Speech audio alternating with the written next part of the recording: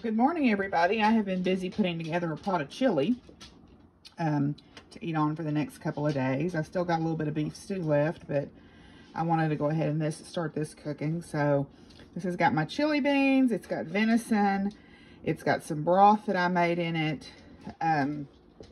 I've tweaked the seasoning a little bit as I've tasted it, and I'll taste it throughout the day as it's cooking. The thing with cooking in a crock pot is you do have to use more seasoning. And also you need to season right toward the end too, so you get that fresh burst of seasoning too. So reserve some of your seasoning for right before the end. It's also got mushrooms and onions and green bell peppers. And my little secret quote unquote ingredient that I put in is I put in a tablespoon of dark cocoa. And that gives it that dark smoky flavor that I really like. So if you've never tried that, and you like the kind of dark undertones of that cocoa flavor, try that sometime. I just use cocoa out of the can and put in a tablespoon of it. That's my secret ingredient. So anyway, yeah, so that's what we're getting up to this morning. I've got chores to do. I've got some stuff to finish. I still need to work on my room, so I'm probably going to go out and do my chores first and then go work on my room some. Hi, Leaf. There's Sylvester. Yeah. And there's little Miss. And Joe Donkey. Hi, Joe Donkey. Hi, Joe Donkey. And there's Snickers. And I feed them on the ground because they turn their pans over anyway. And then Snickers takes them and puts them in the water trough, don't you? Yeah. Oh, yeah, you do. You know I'm talking about you, don't you? Crab, crab, crab. Crab, crab, crab. You're a good boy. Yes, a little bit. Chips is a good boy. Oh, you got some hay in your hair there, buddy. Is it good? Yeah, they turn their pans over anyway, so I figure I'll just cut out the middleman because I don't like fishing them out of that cold water tank where Snickers gathers them up and dumps them in there.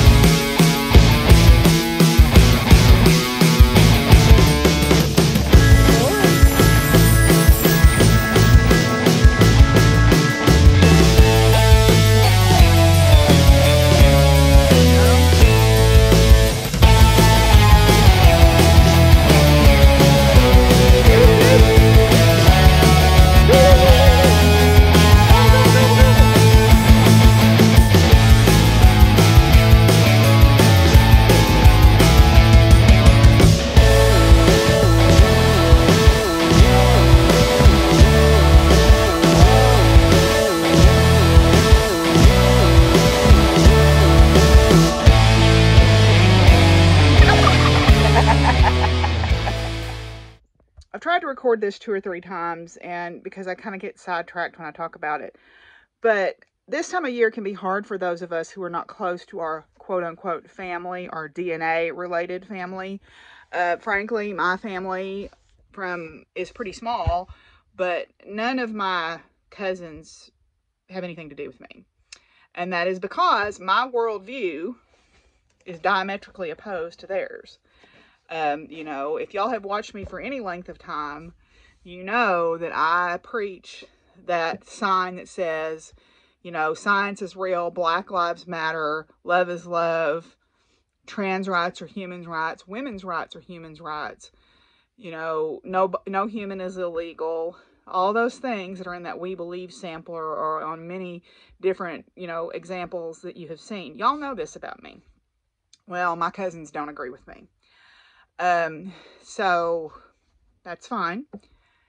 But therefore, I don't have a lot of close family. And what I was going to say is, regardless of what the trope may be that you see on a Christmas movie or in a book you read, just because you share DNA with someone does not give them license to be cruel to you.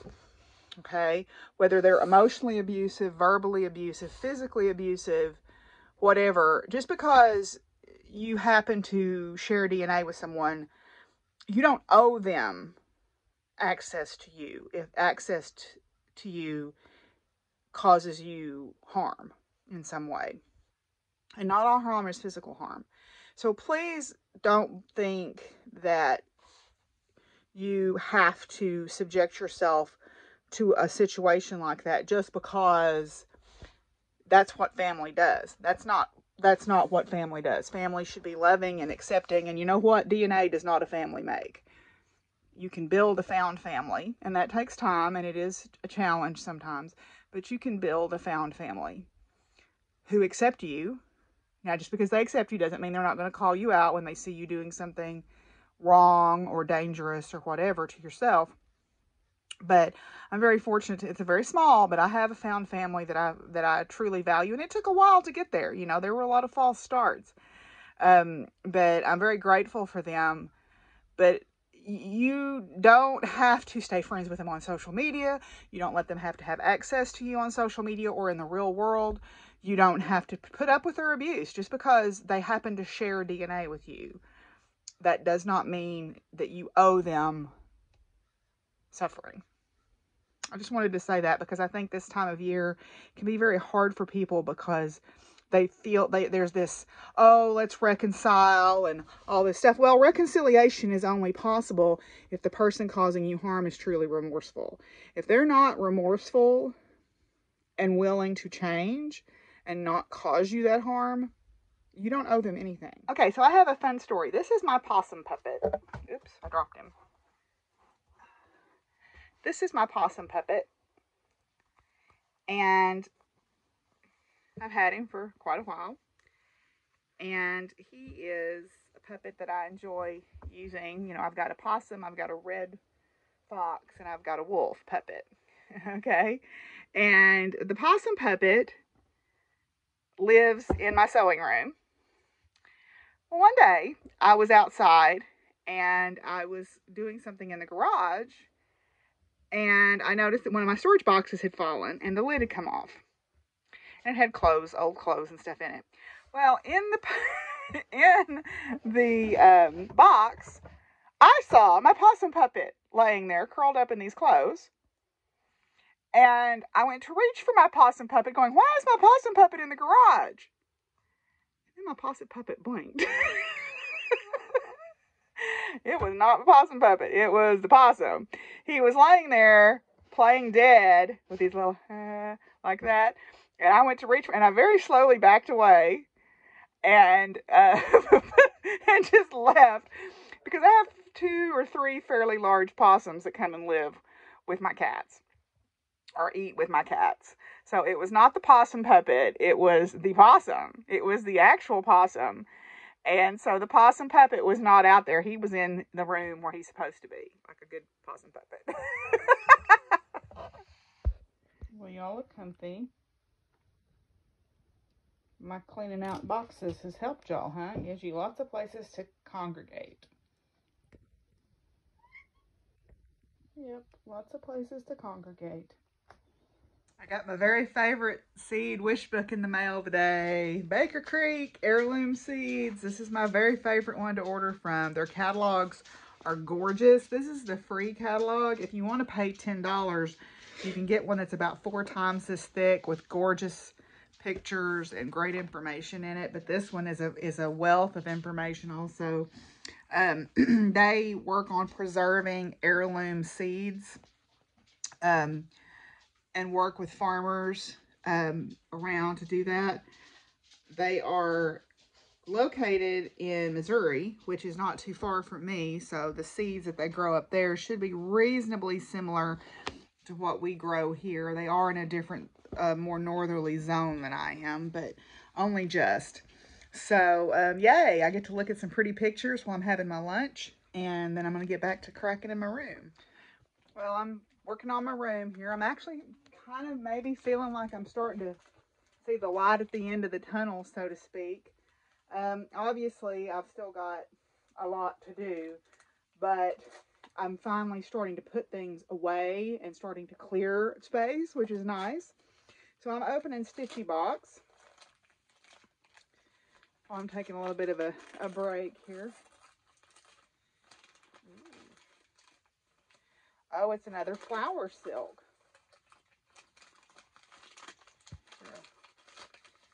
There's no, oh, here it is.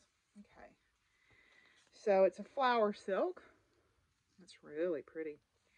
Let's see. It's called Christmas Lights. Oh, I like that. That's my favorite part about Christmas is driving and seeing all the lights and stuff on people's houses and stuff. Turn any monochrome project into a Christmas project with this variegated colorway. That's beautiful. Very nice. I'm excited to try some of these out. I've been looking through my books and my patterns, and I pulled a couple of pattern books to the side to kind of save out and maybe do some Christmas smalls with, and to use some of these special flosses that we've been given in these boxes. I showed you one of the books already, but in this little Christmas potpourri book, which is the one I'm not sure my mom ever really made much out of, there's some sweet little individual ornaments, and I thought that these silks would be perfect for making some special little sort of heirloom, although I don't know heirloom to who, heirloom ornaments someday. But there's some sweet little ornaments on there. You can see they're on the Christmas tree. They've got some. And I've actually got a bunch of sets of wooden stained, these little circles here. So maybe I'll make some heirloom ornaments with my stitchy silks that I've been getting. Wouldn't that be fun? So anyway, I'm going to get back to my organizing here and see if I can feel like I'm making some definite progress. I am making definite progress, but I would like to get this project wound down in the next, by the end of the weekend, so that I could start sewing again. Yay. Well, I've definitely made progress in here today. Now it's the let's put things back, but let's put them back in a way where I'm not junking things back up or blocking access or creating a dead area that I can't get to. So that's going to be the next challenge, right? I think I can do it. I think I can. I've just got to remember that I've still got a box with fabric and stuff in the other room. I've got all those printed out patterns, but I'm going to file those away in notebooks, and I'll be able to find a place to put those, I think, without any trouble. I've thrown out 6 bags of trash. I've got 3 bags of fabric for my friend and 3 donation bags so far. I'm trying to let things go that maybe I'm hanging on to for the wrong reasons, you know. I've also got a bag of things that I'm probably going to use as giveaways next year on the podcast. I think I'm going to change my model, and instead of doing make-alongs, I'm going to do like a giveaway on an episode or something like that. Yeah, I think that'll just be easier for me to manage than trying to manage, because I feel bad if I don't interact with the make-alongs. Anyway, I thought I'd show you a couple of things. I found this magazine, and this has got some more cute smalls in it. There's a whole series of these international Santas here. I don't know if they've got a good picture that doesn't show any patterns. Let's see. Yeah, so all these international Santas, those would be really quick and easy to stitch up. And then there's a Woods in the Winter. That's a solid colored piece, but you could take the individual elements of that and make little ornaments like they've done here. So, yeah, this is the Cross Stitch Quick and Easy magazine, and it is from, let's see, December, January 1991. So that's some nice vintage stitching there. There's a couple of little smalls in here too, like on that page. So that's kind of sweet. I especially like this one. So I could see stitching that up really quick. Anyway, too, and also I thought I would share this. This is, I guess, from the best as I can tell, the back panel of a sweater, or maybe a sleeve. So it's kind of long to be a sleeve. I don't know. Maybe it's a sleeve. I don't know. For a man's sweater. This is the panel of a sweater that my mother was knitting for her son. I guess who would have been my half brother. I never knew him. He died before I was born. He died in the early 1960s. With her, before she was still married to her first husband. He was 16. But she was knitting. I remember this was in a cedar chest over in our old house, and it was one of the things that my dad wouldn't let us bring when we moved, and then she went back and got part of it. I think part of it got ruined, but this is the only piece I could find of it. Actually, I think it might be a sleeve. I don't know. But anyway, she talked about it was part of a sweater she was knitting for him, so it's an interesting, I guess you'd call that intarsia, because it doesn't go, it's knit flat. I'm looking at it, and it looks like it was knit, maybe this way. It's hard to tell. No, it was knit this way. But anyway, I don't know what this pattern is. It would have been from the late 50s, early 60s, probably in a magazine or something that she had. And I think what I'm going to do with this is I might try to fold it in half and make a pillow or something out of it. It feels like wool. It's hard to tell, but it feels like wool yarn. So anyway, or you could always fold it this way and make a neck roll out of it, I guess. Anyway, I found that and all this stuff. I might have another piece of it in there in the cedar chest, but there's ribbing down here at the bottom of whatever this was. So, yeah. So anyway, I suspect it's the back, because he was 16 when he died, so he wouldn't have been a grown man yet. So, but anyway, so I thought I would share that with you guys. Yeah, so I'm going to go. I've been working in here most of the day. I have made progress, but I'm tired and I'm starting to get frustrated. I've still got to fix up a couple of gifts and then do Marianne's gift baskets in the morning. I'm supposed to go over to her house at 2 o'clock tomorrow, so I'll have to get up in the morning and get around and do all that. So until I talk to y'all then, bye.